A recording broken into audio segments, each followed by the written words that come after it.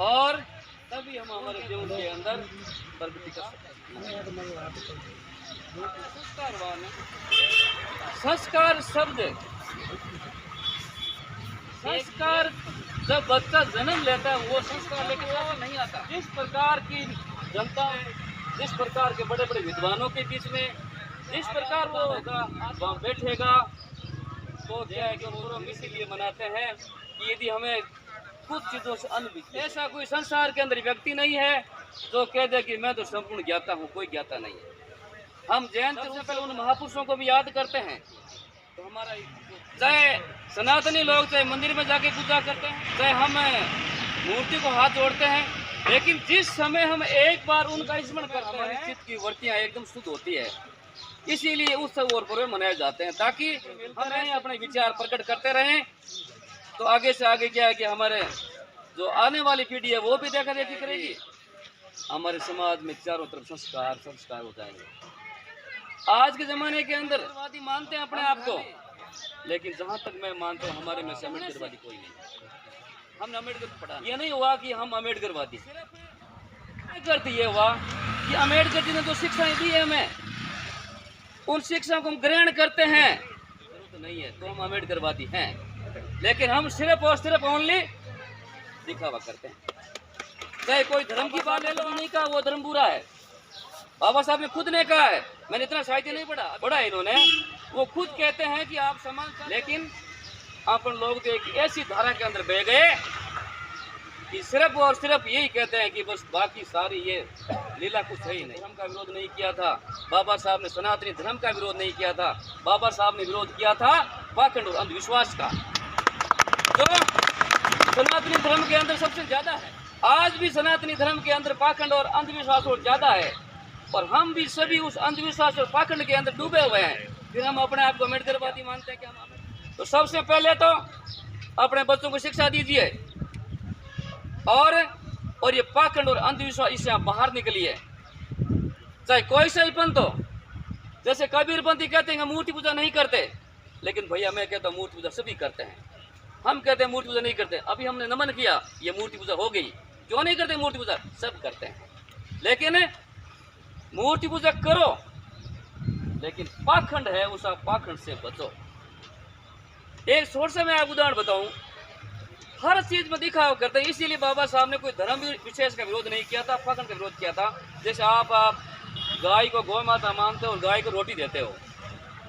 आपका घर यहाँ से 1 किलोमीटर दूर है, मेरी बात पे ध्यान दीजिए, यहाँ से घर आपका 1 किलोमीटर दूर है और पब्लिक अब यहाँ है, आपके घर के पास में भीड़ नहीं है, आप एक रोटी वहां से लेके चलेंगे यहाँ पे, ये आके खिलाएंगे।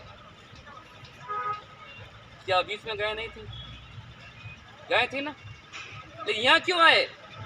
सिर्फ दिखावा करने के लिए कि हम मतलब क्या कि धर्म के ठेकेदार हैं और हम गायों की सेवा करते हैं।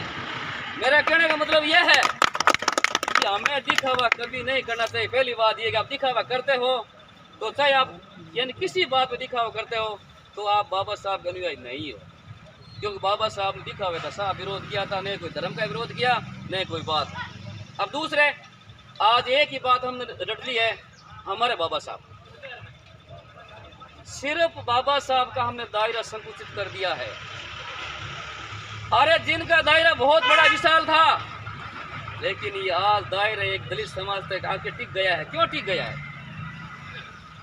जरा मनन कीजिए, चिंतन कीजिए आप, दलित समाज तक सीमित क्यों हुआ है? क्या बाबा साहब ने सिर्फ दलित समाज को दिया?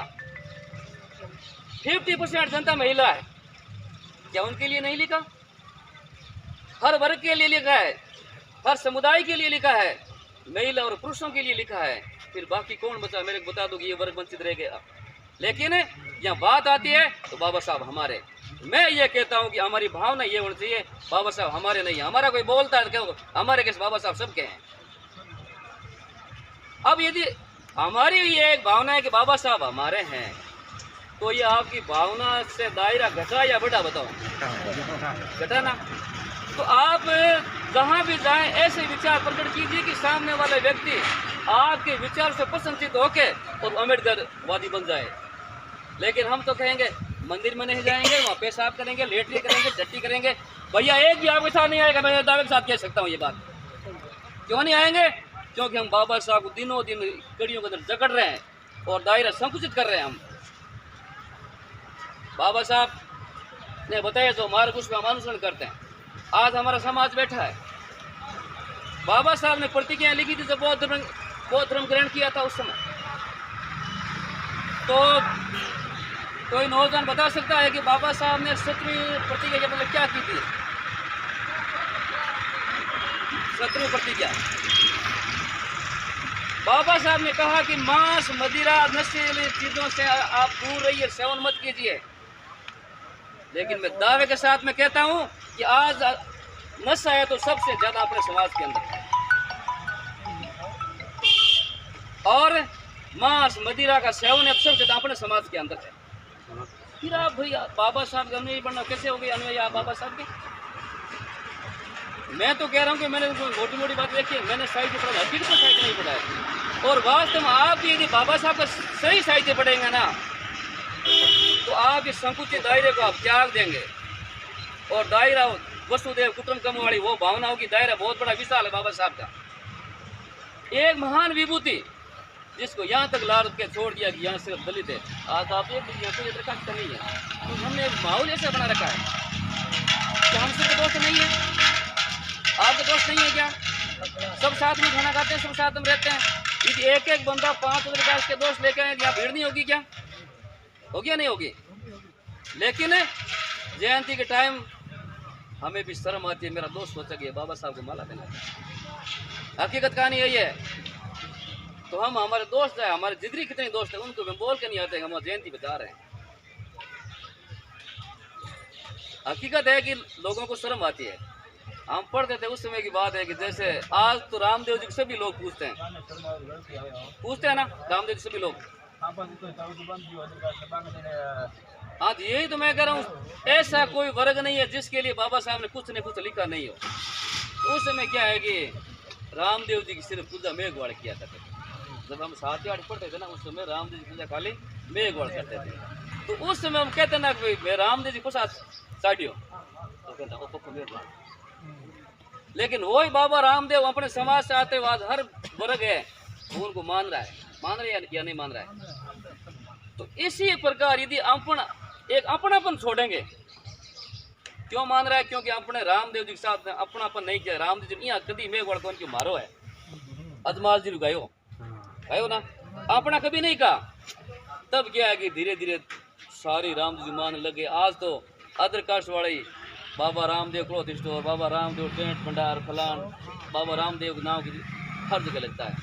लेकिन आज से आप 30 या 35 साल पहले देखो, उस समय बाबा के नाम से लोगों को शर्म आती थी। अब रही बात, ये भी समाज सुधार की थी। मैं तो ये कह रहा हूँ कि जितने भी अपने समाज सुधार को सबको हमें नमन करना चाहिए। जैसे खेड़ापत से रामदास जी हमारे बहुत बड़े समाज सुधारक हुए, किशनदास जी टांगना से बहुत बड़े समाज सुधारक हुए, रामदेव जी बहुत बड़े समाज सुधारक हुए। तो हमारे जो समाज सुधार जितने भी हुए हैं, एक दिन में कभी भी कोई व्यवस्थाएं हैं वो एकदम सही कगार पे नहीं पहुंचती, उसमें टाइम लगता है। तो हमारे जितने भी समाज सुधारक हुए उन सभी समाज सुधारक जो हमारे समाज सुधारक है उनको आप नमन करो, और उनको नमन करते हुए बाबा साहब को नमन करो, बाबा साहब के विचारों को पढ़ो। और उसमें भी हर चीज़ में चोरी होती